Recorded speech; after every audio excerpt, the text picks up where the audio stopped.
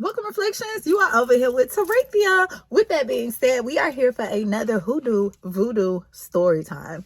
Now, the story time that we're actually getting this book from is The Woodworkers and Hoodoo in the Mid-South. Now, this particular story takes place in Vicksburg, Mississippi, and Coahoma County, Mississippi.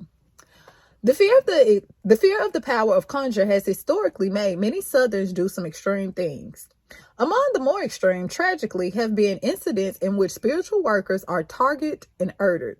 As far back as 1901, there have been recorded incidents in which root workers have been murdered. In 1901, in Vicksburg, Mississippi, a spiritual doctor was murdered by a man who had believed he had cursed him. Fred Gay confessed to killing Solomon Russell to stop the effects of a spiritual working that Russell was believed to have sent.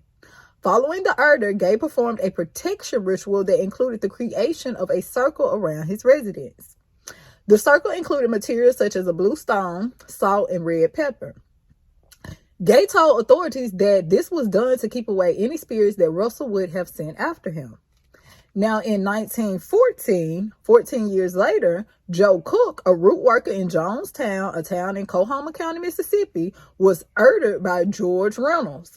Now, Reynolds was being sentenced to death for the murder of Cook when he began to tell the judge about the circumstances surrounding the case. Reynolds' wife had become very ill and was acting very strangely. Her husband believed that she had been conjured and that Cook was the responsible party. Reynolds told the judge that he believed the only way he could break the horrible curse was to kill the conjurer himself. The judge, seeing the husband's dilemma and obvious respect for the power of conjure, instead sentenced Reynolds to life in prison. Okay, reflection. Now, let's go down the street. In April of 1928, in Holly Springs, Mississippi, a farmland Mac Bowen was living on a plantation owned by Mrs. Elbert Jones. Bowen had become sick and he feared for his life. He believed that he'd been crossed and traveled into the city to find some form of protection. Bowen visited a local druggist named Howard Jones for help after he produced evidence of being bewitched in the forms of pieces of old quilts, bird nests, marble, and a broken cane. Bowen insisted that these items were proof that he would be soon walking on crutches if this conjure was to work on him. The druggist gave Bowen some medicines as well as some charms to protect himself from the working. Bowen returned home to find a man admiring his wife, whom he had previously warned not to return to his property. The local papers described Bowen as driven by the hoodoo.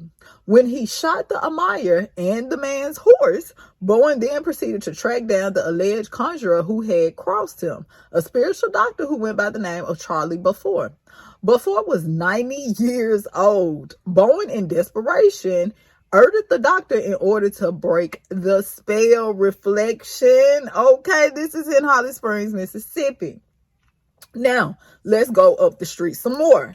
Several years later, in 1943, Memphis native Chester Williams shot his wife and threw her body over the Hatchie River, claiming that she used voodoo to harm him. He told Memphis police that voodoo had ruined his life. 6 years later, Alberta Jefferson, which is a Knoxville woman, knocked 26-year-old Obie Robertson down a flight of stairs and then shot him. Now, Jefferson told the police that Robert was a voodoo doctor, and he had placed a death hex on her that had made her blood pressure rise and her neck stiffen and had negatively affected her heart. Killing the spiritual doctor was believed to have to release her from the curse. In 1950, a similar case in Greenville, Mississippi, developed in which a man shot and murdered a suspect conjurer because it was believed that he had placed a crossing, which is a term used in basically meaning cursed, victim. So he believed that the conjure doctor in Greenville, Mississippi, he believed that he put a hex on him, baby. So these are just a couple of stories. Reflection. Did you know about these particular stories? In Memphis, in Holly Springs, in Greensville, also in Coahoma County, which is in a town in Jonestown, and Vicksburg, Mississippi, about these spiritual doctors that were being murdered because their their clients felt like that they had double crossed them. Well, reflection, if you didn't know, now you know. So make sure you hit the like and subscribe button so you never miss out on another story time. Until next time, Ashe.